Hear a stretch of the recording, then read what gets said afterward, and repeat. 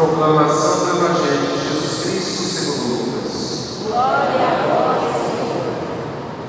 Naquele tempo, Jesus estava expulsando o demônio que era mudo. Quando o demônio saiu, o mudo começou a falar, e as multidões ficaram admiradas. Mas alguns disseram: é por Beelzebul, príncipe dos demônios, que ele expulsa os demônios. Outros, para tentar Jesus, pediam-lhe um sinal do céu. Mas, conhecendo seus pensamentos, Jesus disse-lhes: todo reino dividido contra si mesmo será destruído, e cairá uma casa por cima da outra. Ora, se até Satanás está dividido contra si mesmo, como poderá sobreviver o seu reino? Vós dizeis que é por Beelzebul que eu expulso os demônios. Se é por meio de Beelzebul que eu expulso os demônios, vossos filhos os expulsam por meio de quem? Por isso, eles mesmos serão vossos juízes. Mas se é pelo dedo de Deus que eu expulso os demônios, então chegou para vós o reino de Deus. Quando o homem forte e bem armado guarda a própria casa, seus bens estão seguros. Mas quando chega um homem mais forte do que ele, vence, arranca-lhe a armadura na qual ele confiava e reparte o que roubou. Quem não está comigo está contra mim, e quem não recolhe comigo dispensa. Palavra da salvação.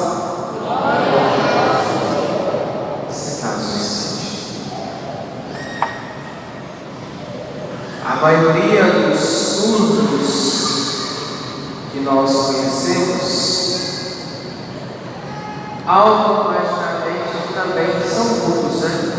Não necessariamente nasceram com problemas,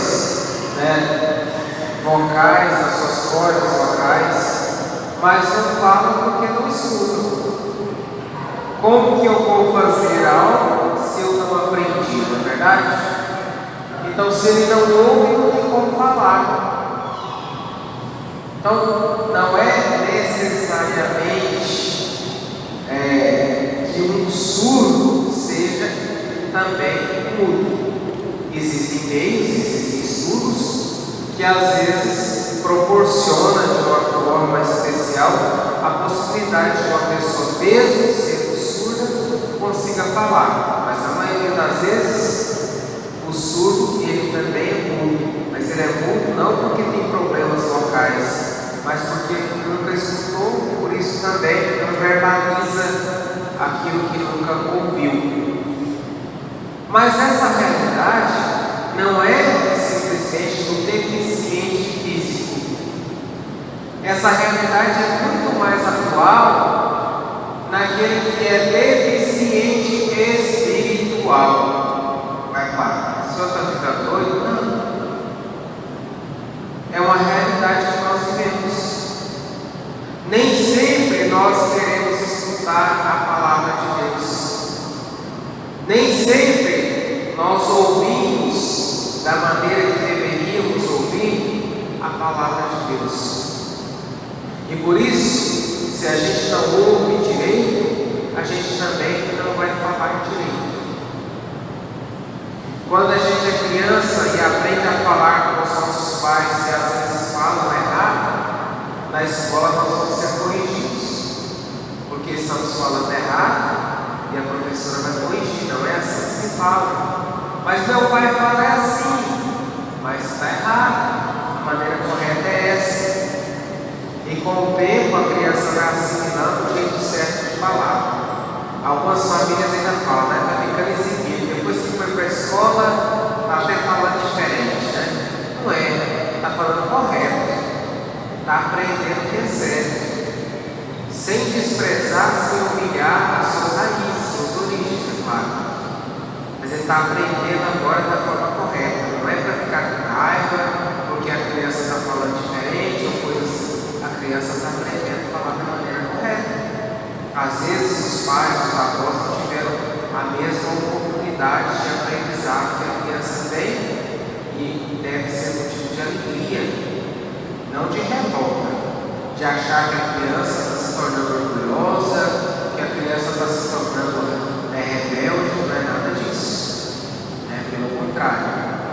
Mas nós, quando ouvimos bem, quando prestamos atenção de verdade naquilo que o Senhor nos fala, nós passamos adiante.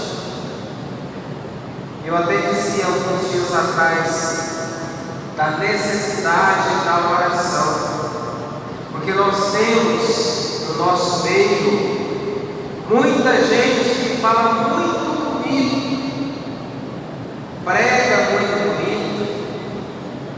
mas vive o cristianismo de uma maneira muito feia, ou não vive de forma nenhuma. Prega muito bem, mas não vive o que prega. E quem mais corre o risco de cair nessa tentação é o padre. Estar aqui à frente falando de Deus e resumir a sua vida sacerdotal somente nas celebrações. Não tem uma vida de oração pessoal. Não mantém uma intimidade pessoal com Deus. Nós não podemos ser assim. Quem não fala com Deus, não sabe falar de Deus. Quem não fala com Deus, não tem autoridade para falar de Deus. Às vezes ele pode ser um excelente orador, Ele vai falar fazendo um belo discurso, mas aquilo ali é só um belo discurso, é vazio.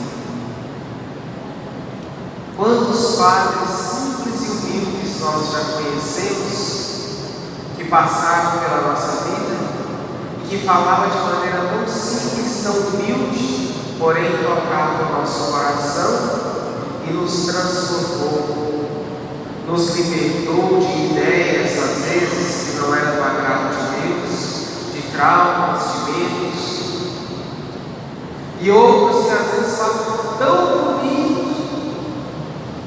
mas a gente entra e sai da mesma forma. Do mesmo jeito que eu entrei e eu saí na missa daquele padre. Nem sempre o erro está em mim, às vezes o erro está no padre que não reza. O padre que não fala com Deus não tem autoridade para falar de Deus. Como que eu vou falar de alguém que eu não conheço? Como que eu vou passar para você a experiência de um amor que eu não experimentei? Às vezes a gente fala muito com os jovens a respeito disso.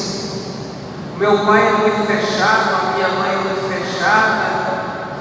E a gente vai dizer, quantos anos tem a sua mãe? Tem 80, tem 90. A gente vai, filha, presta atenção. Eram outros tempos difíceis, tempos duros demais com as pessoas. Não se tinha tempo para gastar com os filhos como nós temos hoje. Levantava-se de madrugada para cuidar das coisas da vida do dia a dia. Se ficasse em pé 24 horas por dia, 24 horas por dia tinha serviço. Eu me lembro quando a gente morava na fazenda aqui, ou às vezes a gente mesmo depois que mudou para a cidade, vinha passear aqui na fazenda. A minha avó se levantava de madrugada, umas 2 ou 3 horas antes da gente. Eu acordava com o barulho dela lá na cozinha, acendendo o fogão, e eu falava para minha mãe, mas por que a minha avó levanta tão cedo? É para cuidar da casa. E quando chegava a noite, a gente ia dormir, a minha avó ainda ficava lá na cozinha cuidando das coisas. Eu não sei, eu nunca vi, nesse tempo todo que minha avó morava lá na roça, eu nunca vi a minha avó deitar e nunca vi a minha avó levantar. Porque quando eu levantava, ela já estava de pé abrindo. E quando eu ia dormir, ela ainda continuava cuidando das coisas. Não havia tempo para poder garantir que os filhos tivessem sustento, tivessem um mínimo de dignidade no seu dia a dia. Os pais trabalhavam de sol a sol. a gente compreende isso. E por esse motivo não tinha tempo para chegar, fazer um afago, fazer um carinho no filho. E a gente acaba entendendo isso como um ato de desamor. Pelo contrário, se não houvesse amor, não havia aquele trabalho todo, aquele sacrifício todo. A maior prova de amor era aquela dedicação toda. Mas nós estamos educando as nossas crianças, os nossos jovens, para serem pessoas fracas, frágeis, que se não tiver ouvido o tempo todo eu te amo, se não tiver o tempo todo tendo aquele carinho meloso, grudento, entra em depressão, tem que estar fazendo acompanhamento, porque acha que tem que morrer, porque lá em casa ninguém gosta de mim. As pessoas não precisam dizer para mim que gostam de mim. É a maneira que a pessoa age comigo que vai me fazer entender quem gosta e quem não gosta de mim. Agora, veja bem, isso também não faz muita importância. Não tem muita importância.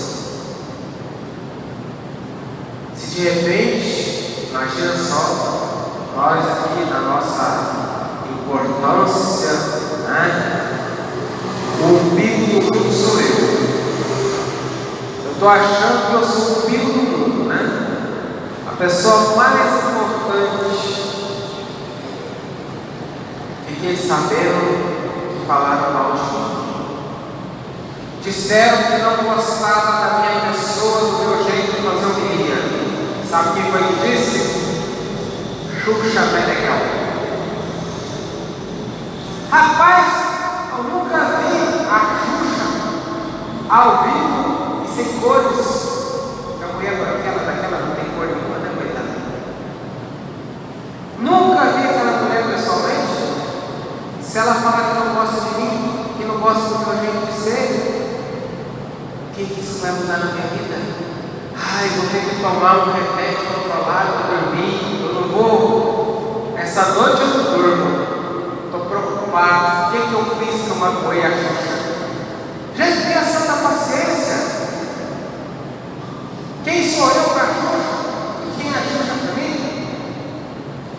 Eu não sou nada para ela, nem ela é nada para mim também. A gente nunca se viu, nem vai se ver, se Deus quiser. Agora, se a minha mãe chegar e disser: eu não gostei do que você falou, eu não gostei da maneira que você agiu, aí vai doer.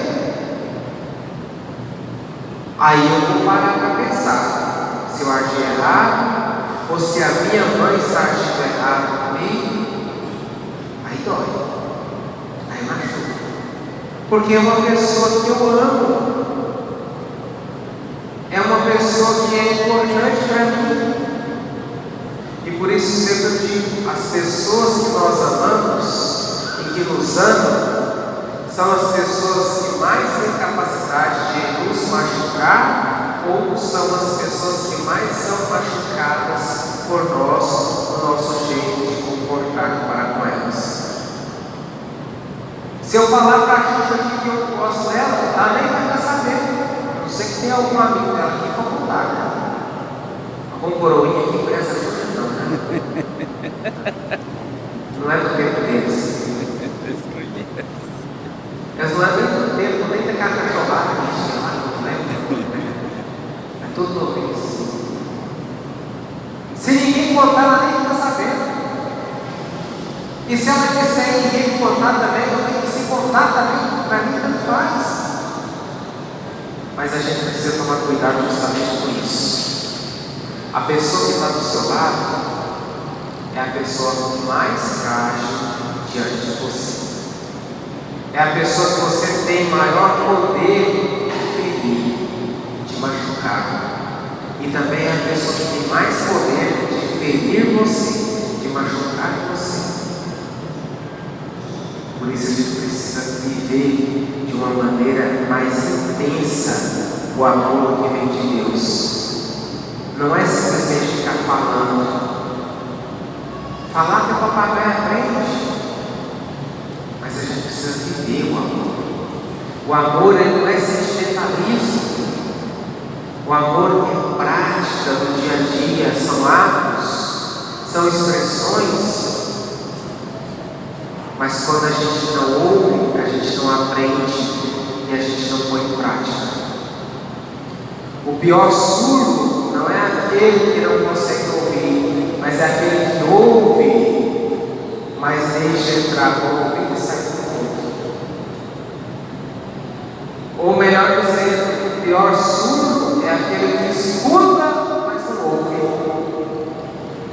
Já ouviram essa expressão? A gente às vezes escuta, mas não ouve os nossos pais. Escuta, mas não ouve o que o padre falou. Eu vou viver do meu jeito. Eu vou viver da minha maneira. E esse espírito de surdez vem de Satanás, que nos leva à desobediência, que nos afasta da vontade de Deus, que nos afasta dos caminhos do Senhor. Esse espírito da desobediência que nos leva para os maus caminhos. O Padre falou isso, mas eu penso diferente. Mas o Padre não falou uma opinião pessoal, o Padre falou aquilo que Jesus ensina. Você não está pensando diferente do Padre, você está pensando diferente daquilo que Jesus ensina, aquilo que é doutrina da igreja. O Padre não está aqui para poder pregar ideologias pessoais. Ele está aqui para pregar a palavra de Deus, para levar a palavra de Deus até você. Por isso, quando a gente termina de proclamar o Evangelho, a gente diz: palavra do Senhor. É a palavra de Deus, não é a palavra do Padre. E pobre daquele que ouve, mas não escuta. O pior deficiente não é aquele que é deficiente físico, mas é o deficiente espiritual, que ouve, mas não escuta aquilo que Deus fala. Louvado seja nosso Senhor Jesus Cristo. Passamos as nossas